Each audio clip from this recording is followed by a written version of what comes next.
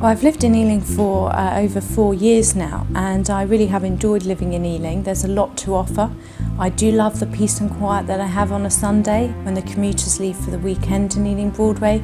You can sort of sit back and listen to the birdsong and go for a relaxing coffee or a nice brunch down in Ealing. Well, the advice I'd give to tenants moving into the Ealing and Acton area are to have a look at a wide range of properties before they decide on a property to settle on. A lot of people will try and possibly find a property themselves, but they won't consider the use of the services of an agent, which is sometimes very frustrating for them because it's very time consuming if they don't have somebody looking on their behalf. We pride ourselves in a very personal service, not only to our landlords, but also to our tenants, and we take their instructions very seriously on what their specific requirements are for their new home.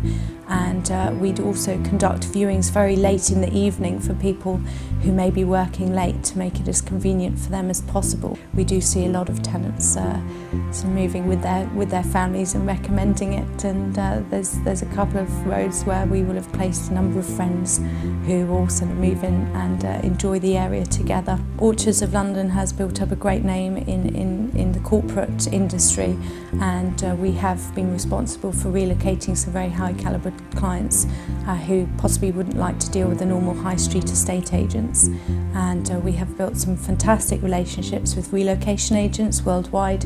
So when we have people internationally coming overseas to London, we're their first point of call.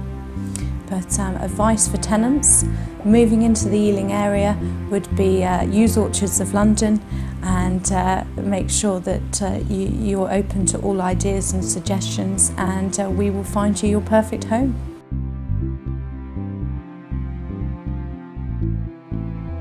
When tenants look for properties without the assistance of an agent, it can be very time consuming for them, and the risks involved are that the landlord doesn't follow certain legislations that are required when letting a property, such as the gas safety certificates and the energy performance certificates, and there's also issues surrounding the deposit protection when tenants rent. So what we hear a lot from tenants who have bad experiences when they don't rent through an agent are things such as maybe the landlord hasn't registered the deposit for them correctly, or he's not very responsive if there's any issues in the property, and sometimes they have a lot less interest in the tenant themselves.